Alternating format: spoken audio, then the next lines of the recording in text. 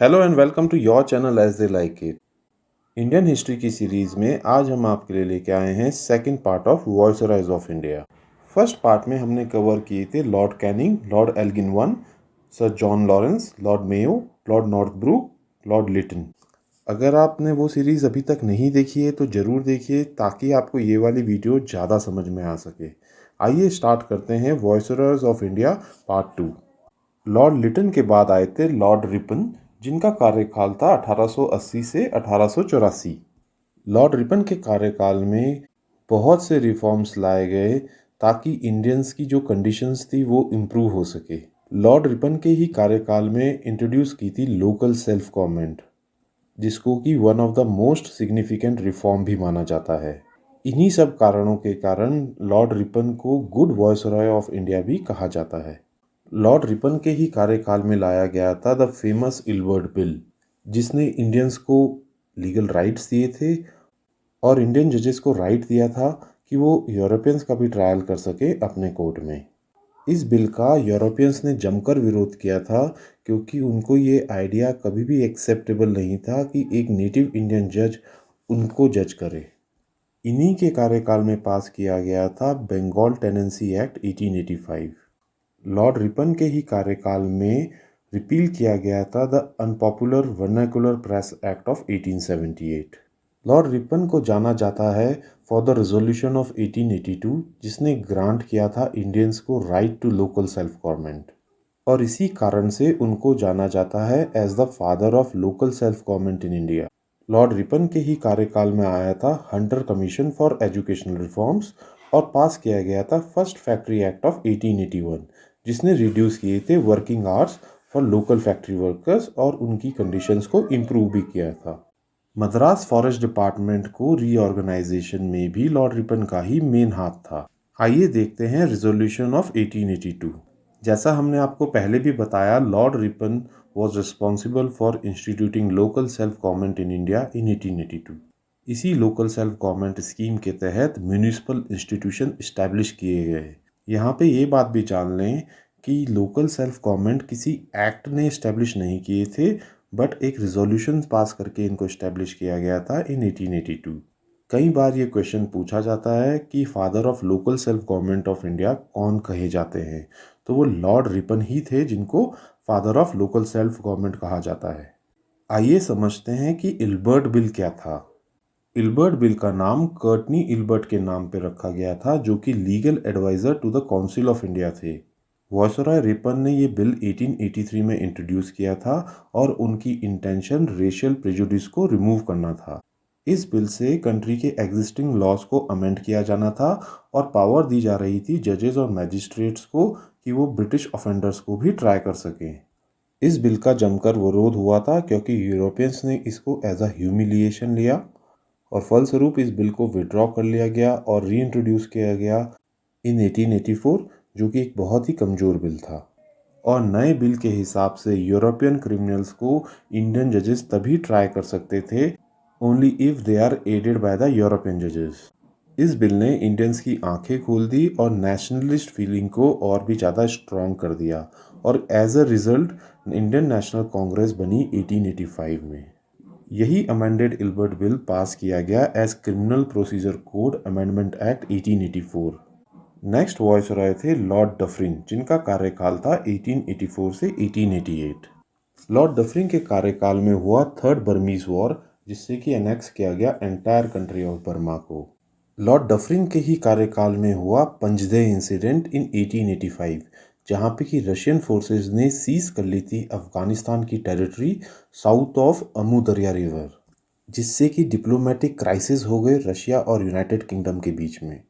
One of the most important event in the history of India जो कि Lord Dufferin के कार्यकाल में हुई, वो था formation of Indian National Congress in 1885। Lord Dufferin ने ही 1888 में एक रिपोर्ट पब्लिश की, report on the conditions of the lower classes of Bengali population. इसको जाना जाता है डफरिन रिपोर्ट के नाम से भी, जिसमें बताया गया कि बंगाल के पुअर्स का नेशनलिस्ट कैसे इस्तेमाल कर रहे हैं अगेंस्ट द ब्रिटिश। आइए देखते हैं पंजदे इंसिडेंट क्या था। पंजदे इंसिडेंट हुआ 1885 में और इसका रीज़न था रशिया की कांस्टेंट एक्सपेंशनिस्ट पॉलिसी। 1884 में रशिया ने ऑक्यूपाई कर लिया मर्व ओएसिस और उसके बाद क्लेम किया पंजदेह को, और इसी समय रशिया और ब्रिटिश आर्मीज प्रिपेयर करने लगी फुल फ्लेजेड वॉर के लिए। लेकिन लॉर्ड डफरिन ने अपनी डिप्लोमेटिक स्किल्स का इस्तेमाल करके रशिया के साथ सेटलमेंट कर लिया और वॉर से भी कंट्री को बचा लिया।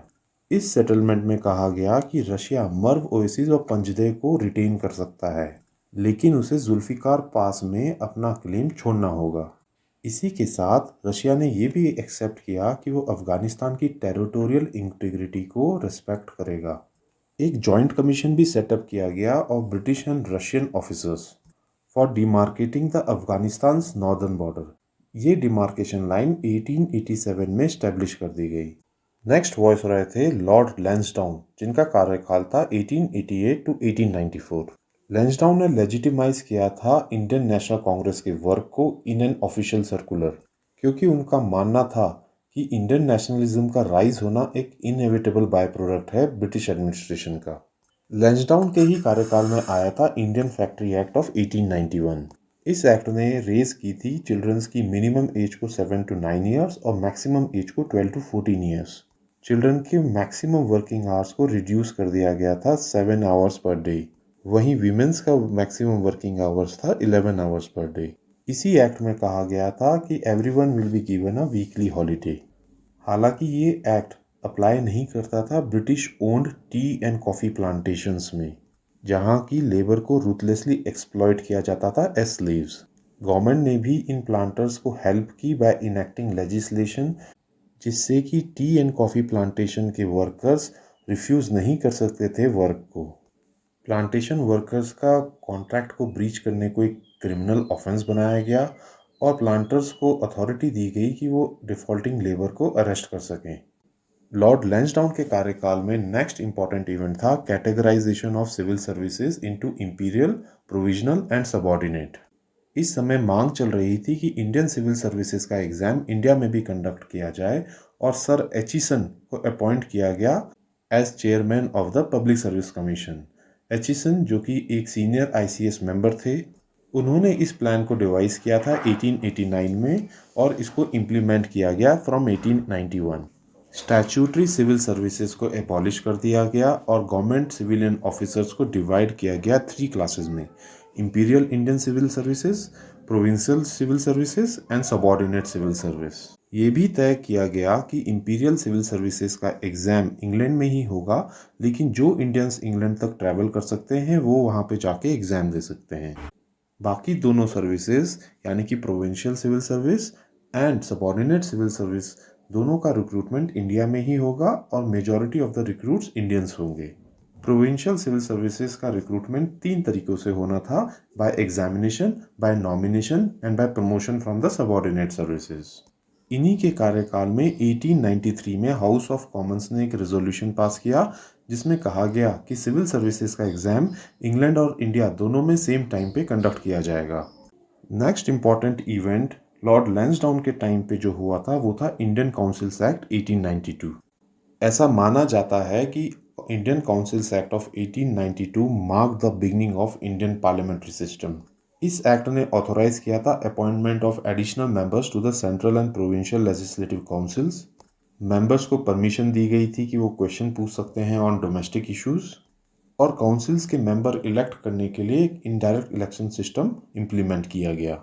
इंडियन काउंसिल्स एक्ट को एक फर्स्ट स्टेप माना जाता है towards the establishment of representative government in India. लेकिन यहाँ पे ध्यान देने वाली बात यह है कि ये representation only through indirect election था। नेक्स्ट इंपॉर्टेंट इवेंट था setting up of Durand commission. Lansdowne के ही कार्यकाल में सेटअप किया गया था ड्यूरेंट कमीशन, जिसने डिमार्केट किया border between British India and Afghanistan. Next important event था एज ऑफ कंसेंट एक्ट 1891। इस एक्ट ने रेज की थी age of consent for sexual intercourse for all girls, चाहे वो मैरिड थी या unmarried, from 10 to 12 years. Age of consent bill को इंट्रोड्यूस किया था सर एंड्रयू स्कॉबल ने। नेक्स्ट वॉइसरॉय थे लॉर्ड एल्गिन II, जिनका कार्यकाल था 1894 से 1899। इनके कार्यकाल की कुछ इंपॉर्टेंट इवेंट्स थे: बुबोनिक प्लेग आना बॉम्बे में, Santhal uprising of 1899, Munda uprising of 1899, Lal commission setup होना आफ्टर फेमिन, ये सभी एल्गिन टू के टाइम पे हुए। फर्स्ट मेजर इवेंट था diamond jubilee of queen Victoria in 1897। Queen Victoria के एसेशन की 65th एनिवर्सरी मनाने के लिए डायमंड जुबली सेलिब्रेट किया गया 1897 में, और ये फर्स्ट डायमंड जुबली सेलिब्रेशन था in the history of any British monarch. Next important event under Lord Elgin II was bubonic plague of 1896-97। Bombay में बुबोनिक प्लेग आया 1896 में। इसी से जुड़ा हुआ इवेंट था मर्डर ऑफ WC रैंड। एक स्पेशल प्लेग कमेटी की रिपोर्ट के बेसिस पे 893 officers both British and native को प्लेस किया गया under the command of mister WC Rand and lieutenant Ayerst. इन सभी सोल्जर्स ने डोर टू डोर कैंपेन करी और एंटी प्लेग मेजर्स लिए, लेकिन उस समय लोग इग्नोरेंट और इलिटरेट थे और उन्होंने प्लेग को भगवान का एक कहर समझा था। गवर्नमेंट द्वारा लिए गए करेक्टिव मेजर्स को एक जाति समझा जा रहा था और कहीं जगह पर राइट्स हो गए, और इन्हीं राइट्स के बीच WC रैंड का मर्डर कर दिया दो चापेकर ब्रदर्स ने। लॉर्ड एल्गिन के ही कार्यकाल में मिलिट्री ऑर्गेनाइजेशन में सिग्निफिकेंट रिफॉर्म्स किए गए। एंटायर इंडियन आर्मी को प्लेस कर दिया गया under the command of commander in chief, और 4 लेफ्टिनेंट जनरल्स अपॉइंट किए गए Bengal, Madras, Bombay and north west provinces में। नेक्स्ट वॉइसरॉय थे लॉर्ड कर्जन, जिनका कार्यकाल था 1899 से लेकर 1905। 1899 से 1905 के पीरियड को पिविटल पॉइंट माना जाता है in the history of freedom struggle. जब लॉर्ड कर्जन ने टेक ओवर किया तब कंट्री प्लेग और फेमिन से गुजर रही थी। लॉर्ड कर्जन एक डीपली रेसिस्ट आदमी थे और ये वाइट मैन सुप्रीमेसी को मानते थे, वहीं इंडियंस को ये इन्फीरियर समझते थे। लॉर्ड कर्जन के कार्यकाल में कई सारे इंपॉर्टेंट इवेंट्स हुए, आइए देखते हैं उनको one by one. First is establishment of department of commerce and industry. Lord Curzon के ही कार्यकाल में 1899 में ब्रिटिश करेंसी को डिक्लेयर किया गया as legal tender in India और 1 पाउंड की कीमत रखी गई 15 रुपीज़। इन्होंने ही इस्टेब्लिश किया था department of commerce and industry. Next important event था improvement in railway facilities. Lord Curzon का फोकस था रेलवे को प्रॉफिटेबल बनाने में। 1901 में अपॉइंट किया गया railway commission under the chairmanship of mister Robertson. Railway lines को एक्सपैंड किया गया, रेलवे डिपार्टमेंट को एबॉलिश कर दिया गया और मैनेजमेंट ऑफ रेलवेज दे दिया गया 3 मेंबर रेलवे बोर्ड को। डिपार्टमेंट ऑफ रेलवे भी इस्टेब्लिश किया गया ऑन कमर्शियल बेसिस, जिसका प्राइमरी गोल सिर्फ प्रॉफिट था। Next important event relates to agriculture. Cooperative credit societies act pass किया गया 1904 में, जिसने एंकरेज किया पीपल को सोसाइटीज़ बनाने के लिए ताकि वो छोटे लोन्स ले सकें। इसका प्राइमरी एम था पीजेंट्स को मनी लेंडर्स से बचाना। Punjab land alienation act of 1900 भी पास किया गया, जिसने कि रेस्ट्रिक्ट कर दिया transfer of peasant land to money lenders. Next event था कैलकाटा कॉरपोरेशन एक्ट 1899। इस एक्ट ने रिड्यूस कर दिए नंबर ऑफ इलेक्टेड मेंबर्स और इंक्रीज कर दिए number of nominated officials. Basically इसने कैलकाटा कॉरपोरेशन को गवर्नमेंट का एक डिपार्टमेंट बना दिया और अंडरमाइन किया goal of local self government. Next important event था appointment of police commission in 1902। Lord Curzon के ही कार्यकाल में सर एंड्रयू फ्रेजर के अंदर इस्टेब्लिश किया गया police commission for police reforms. इस पुलिस कमीशन ने रिकमेंड किया कि इंडियंस को भी पुलिस ऑफिसर्स बनाना चाहिए। क्रिमिनल इन्वेस्टिगेटिंग डिपार्टमेंट CIDs भी इस्टेब्लिश किए गए प्रोविंशियल लेवल पे all provinces of British India में। नेक्स्ट इंपॉर्टेंट इवेंट था Indian universities act 1904। Indian universities act 1904 में पास किया गया था on the basis of commissions report, जिस कमीशन का नाम था रिले कमीशन। लॉर्ड कर्जन का मानना था कि इंडियन यूनिवर्सिटीज़ अड्डा बन गई हैं रेवोल्यूशनरीज को पैदा करने के लिए, और इसीलिए इंडियन यूनिवर्सिटीज़ एक्ट लेके आया गया ताकि इंडियन यूनिवर्सिटीज़ पे कंट्रोल और बढ़ाया जा सके। नेक्स्ट इंपॉर्टेंट इवेंट था एशियंट मॉन्यूमेंट्स प्रिजर्वेशन एक्ट 1904। इस एक्ट से इस्टेब्लिश किया गया आर्कियोलॉजिकल डिपार्टमेंट, जिसको काम दिया गया रिस्टोर करना इंडिया की कल्चरल हेरिटेज को। Next important event lord Curzon के टाइम पे हुआ था Curzon Kitchener controversy. Lord Kitchener one of the British empire's most distinguished soldier थे और 1902 में इनको अपॉइंट किया था commander in chief of the British Indian army. इन्हीं को क्रेडिट दिया जाता है for changing the role and nomenclature of the Indian armed forces. Kitchener और लॉर्ड कर्जन के बीच में एक कंट्रोवर्सी हो गई over the status of military member of the council in India. Lord Kitchener इसको अपने कंट्रोल में रखना चाहते थे, वहीं कर्जन इसके लिए एग्री नहीं थे। लेकिन ब्रिटिश गवर्नमेंट ने कर्जन को सपोर्ट नहीं किया, इसीलिए अगस्त 1905 में कर्जन ने रिज़ाइन कर दिया। नेक्स्ट इंपॉर्टेंट इवेंट था Younghusband's mission to Tibet. Lord Curzon ने ही भेजा था यंग हस्बैंड मिशन, जो कि एक मिलिट्री एक्सपीडिशन था तिब्बत में इन 1904। इस मिशन का एम था रशियन इन्फिल्ट्रेशन को रोकना और रिजॉल्व करना border dispute between Tibet and Sikkim. One of the most important event under Lord Curzon was the partition of Bengal in 1905. Lord Curzon ने ही किया था first partition of Bengal in 1905। Lord Curzon के कार्यकाल के कुछ अदर इम्पॉर्टेंट इवेंट्स थे पूसा एग्रीकल्चर इंस्टीट्यूट इस्टेब्लिश होना 1903, passing of Indian coinage and paper currency act of 1899 and putting India on gold standard. Archaeological survey of India को establish किया गया इन्हीं के कार्यकाल में। लॉर्ड कर्जन को वन ऑफ द वर्स्ट वॉइसरॉयज माना जाता है इंडियन हिस्ट्री में। तो दोस्तों ये था हमारा second part of the viceroys of India, जिसमें हमने देखा Lord Ripon, Lord Dufferin, Lord Lansdowne, Lord Elgin two and Lord Curzon को। अगर आपको ये सीरीज़ पसंद आती है तो हमारे चैनल को लाइक एंड सब्सक्राइब करें, वहीं इंस्टाग्राम और टेलीग्राम से जुड़ें for free PDF and free notes. Thank you.